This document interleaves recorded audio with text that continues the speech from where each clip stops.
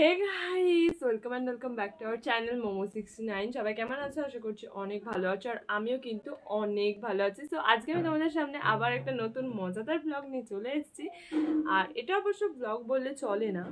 আর আমি লেখালেখি করতে খুব পছন্দ করি, মানে না, আমি কোনো রাইটার নয়, বাট আমি পছন্দ করি গল্প টল্প লিখতে, কবিতা লিখতে, এসব লিখতে আমি খুব পছন্দ করি।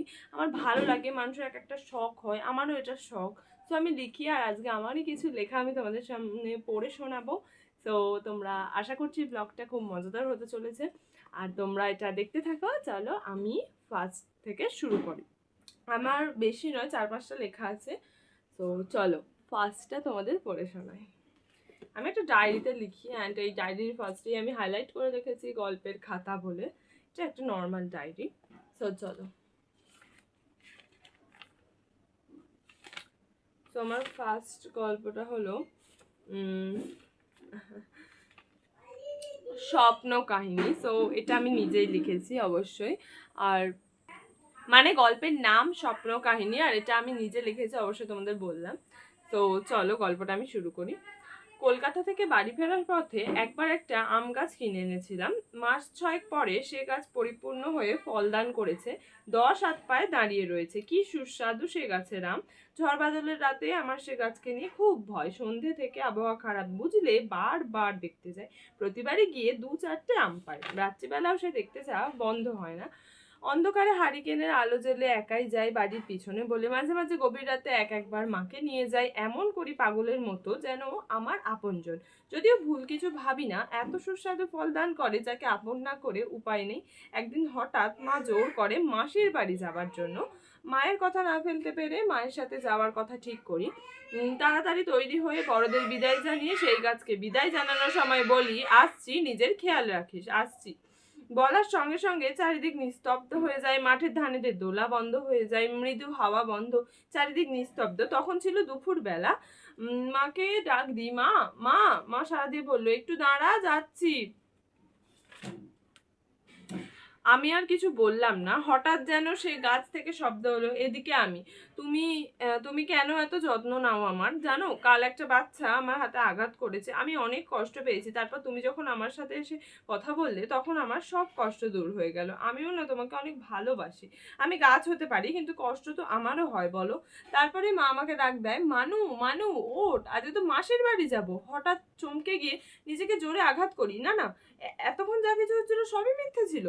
ছুটে গিয়ে দেখি সে গাছ আছে কিন্তু কথা নেই, হাত আছে কিন্তু কাটার দাগ নেই। কোথায় গেল সব কথাগুলো? কেমন ওলট পালট হয়ে গেল সবকিছু।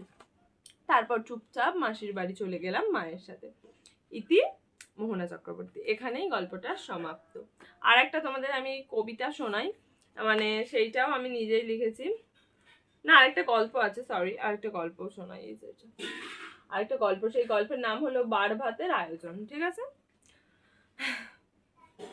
হাঁপিয়ে যাচ্ছি আমি। সেই বিরাট কথা, আজ থেকে প্রায় 5 বছর আগের কথা। বয়স হবে 6-7 বছর। বিরাট আয়োজন। 1 সপ্তাহ আগে থেকে সব শুরু। বাইরে রান্না করতে হয়, উনুন বানানো, শাক তোলা, কত কি। এবছর বোধহয় একটু বেশি কাজ। আবার এক অন্য ঝামেলা নিয়েছি। ভাইদের সাথে ঠিক করেছি দুজনে আবার রান্না করবো।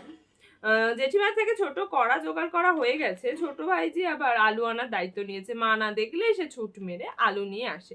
তার মা আবার খুব রাগী। এবছর আবার পাশের বাড়ির দাদাদের মাঠে সবার একসাথে হচ্ছে, আরো মজা। সবার উনুন বানানো হয়ে গেছে। কাল বার ভাত। সকাল 6টা বাজতে না বাজতেই ছুটে গিয়ে কড়া নিয়ে মাঠে হাজির। হঠাৎ মনে পড়লো, ডাল আর নুন তেল তো আমাকেই নিয়ে আসতে হবে। ভাইজি আবার আলু আনলেই পুরস্কার পায়। ভোর 5টার সময় নাকি আলু নিয়ে পাঁচিলে রেখে দিয়েছে, শুনেই অবাক। সকাল থেকে ছোটাছুটি, খাওয়া দাওয়ার বালাই চুকে গেছে। দুপুর হতে না হতেই সবাই সবার উনুন দখল করলো। 1 থালা মশলা আর 4 থালা সবজি নিয়ে। ভাইজির মা মানে বৌদি খেয়াল করেনি তার উনুনের অনেকটা দূরেই আমাদের উনুন ছিল। তখন আগুন প্রায় সবার উনুনে ধরে গেলেও আমাদের উনুনটাই ধরেনি। এত ছোট উনুনে কি আর আগুন ধরে? ছুটে গিয়ে দাদার কানে কানে বললে সে এসে সাহায্য করলে। অবশেষে উনুন জ্বলে, অবশ্য তার কৃপায় বটে। সবশেষে ভাত বসাতে যাব, হাঁড়ির কথা ভেবেই অজ্ঞান। হাঁড়ির কথা তো মনেই নেই। কিন্তু সেই এক ভরসা জেঠিমা সঙ্গে সঙ্গে হাজির। জেঠিমাকে একবার বলতেই সঙ্গে সঙ্গে হাজির। সবার রান্না মাঝপথে। আমাদের এই ডালটা বসবে, বেশি কিছু নয়, শুধু ভাত ডাল আলু ভাজা, চাটনি তো লাগবেই। গেলাম চুপি চুপি মায়ের থেকে আম চুরি করতে। পেয়েও গেলাম, বেশি নয় 4 টুকরো আম নিলাম, আবার চিনি লাগবে, এবার আর মায়ের কাছে যাইনি, আর ঘরেও নয়, গেলাম এক কাকিমার কাছে, সেও বেশ ভালো মানুষ, একবার চাইতেই দিয়ে দিল। অবশ্য সব রান্না হওয়ার পর সবার আগে জেঠিমার বাড়ি খেতে গেলাম, তারপর একে একে সবার বাড়ি গিয়ে খেলাম, সব শেষ, এবার আমাদের রান্না খাওয়ার পালা। বেশি কাউকে দিইনি, 2 দাদা 2 দিদি, আমি আর ভাইজি।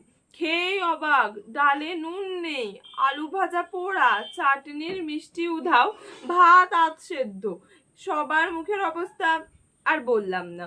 শেষে এক গাল ভাত, 2 ফোঁটা ডাল, 2টো আলু ভাজা খেয়ে সব খাবার ফেলে শেষ করলাম এখানের বার ভাত আর গল্প।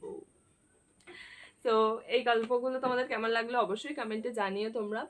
আর এই দুটো আমি নিজে লিখেছি, মানে সবই এখানে যা আছে সব নিজেরই লেখা, এই দুটো আমি লিখেছি। এরপর একটা কবিতা আছে, সেটাও আমি তোমাদের পড়ে শোনাচ্ছি, চলো। এটা হলো একটা সায়েন্স সিটি নিয়ে একটা লিখেছিলাম, মানে আমি আমাদের স্কুল থেকে নিয়ে যাওয়া হয়েছিল সায়েন্স সিটি ঘুরতে, অ্যান্ড আমি সেটা নিয়েও পরে লিখেছিলাম। এই যে সায়েন্স সিটি গল্পের নাম। আর আমি এখানে না যখন যেটা লিখি আমি তারিখগুলোকে হাইলাইট করে রাখি, এই যে প্রত্যেকটা গল্পের মাথায় আমি এরকম তারিখগুলোকে হাইলাইট করে রাখি, যাতে পরে আমি দেখতে পাই যে আমি কবে, কোন মাসে, কোন তারিখে, মানে কোন বছরে লিখেছিলাম, যখন আরো পরে দেখবো। এই ডায়েরিটা অবভিয়াসলি তো আমার সাথে থাকবে সারা জীবন, যেহেতু এগুলো আমার নিজের লেখা, তাই। তো চলো গল্পটা শুরু করা যাক। Science city. আমি যখন পড়ি ক্লাস 7-এ, স্কুল থেকে নিয়ে যাওয়া হয় ঘুরতে, ঘুরতে যাব বলে কত করি কান্নাকাটে, অবশেষে বাবা বলে হ্যাঁ যাবি মা জননী। বাবার কথা শুনে হই অনেক খুশি, স্কুলে গিয়ে শুনি নিয়ে যাবে অনেক তাড়াতাড়ি।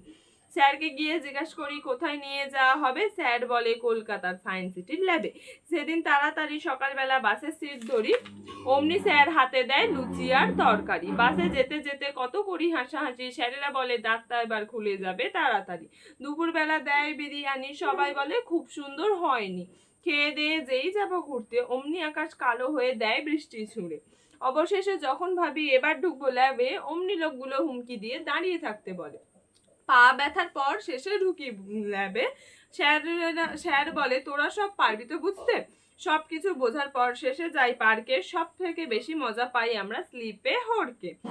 সন্ধে যখন আমরা ফিরি বাড়ি, স্যার দেয় হাতে বড় একটা পাউরুটি। তো এই যেটা, আর আমার সাথে সত্যি যে সমস্ত ঘটনাগুলো ঘটেছিল, মানে আমরা ওখানে গিয়ে যে যে জিনিসগুলো ফিল করেছিলাম, আমি এই গল্পেতে মানে এই কবিতাতে আমি সেগুলো সব কিছু বোঝানোর চেষ্টা করেছি। আর এখানে আমাদের যে যে খাবার দিয়েছিল, সবাই যেরকম বিহেভ করেছিল আমি সেরকমই লিখেছি এখানে। আর সত্যি আমরা তখন মানে ল্যাবে ঢুকতে যাবো অমনি বৃষ্টি এসে গেছিলো, তাই আমি ওটাকে কেন আর করবো না, লিখবো না বলো। আর সব যা যা সিচুয়েশন হয়েছিল আমি সব লিখে দিয়েছি এখানে, এগুলোই হয়েছিল সত্যি আমার সাথে। আর একটা আছে সেটা বলি তোমাদের, আরেকটা করে আমি সবই বলে দিচ্ছি। সো বলে দিই আমি সবই, বেশি আমি গল্প লিখিনি, 4-5টা লিখেছি, সেগুলোই বলছি। তো এবার হচ্ছে আরেকটা, সেটা হলো লাস্ট হলো এইটা, রান্না পুজো নিয়ে আমি একটা লিখেছিলাম। রান্না পুজোটা অনেকেরই হয়, আমাদেরও এখানে হয়, প্রত্যেকেরই হয় এটা। আর এই রান্না পুজো নিয়েও আমি একটা কবিতা লিখেছি। তো চলো চলো, এটা একটা কবিতা লিখেছি আমি, মানে গল্প নয় কবিতা, গল্প হলে অনেক বড় হয়ে যাবে, কি লিখবো, ওই জন্য কবিতা। রান্না পুজো। বছরের শুরু থেকে আমরা থাকি অপেক্ষায়, কখন যে আসবে আমাদের রান্না পুজোর সময়। বড় বড় ইলিশ দেখে মনটা ভরে আনন্দে, তারই সাথে দামটা শুনে চোখের জল পড়ে বেরিয়ে। বিকেল থেকে শুরু হয় রান্না পুজোর জোগাড়, অবশেষে সব থামে রাত 2টোর সময়। মাঝখানে সবাই করে কত লাফালাফি, তারই মাঝে চলে আবার একটু ইয়ার্কি। সবাই সবার বাড়ির রান্নার, সবাই যায় সবার বাড়ির রান্নার খোঁজ নিতে, কার বাড়িতে কত বড় ইলিশ হচ্ছে আজ রাতে, কার বাড়িতে পুঁই শাক, কার বাড়িতে বাঁধাকপি। এই হলো রান্না পুজোর তরকারি। 7-8 রকম ভাজা খেয়ে পেটটা যায় ভরে, তাই ডালটা থাকে পাতার এক ধারে। সবাই শেষে পান্তার সাথে চিবোয় চালটা, আর আমি থাকি গুড়ের পায়েসের অপেক্ষায়। এই যেটা আজকের ভিডিওটা এতটাই ছিল, দেখাবে আবার পরের দিনের কোনো একটা নতুন মজাদার ভিডিওতে। সো আজকের মতো বাই।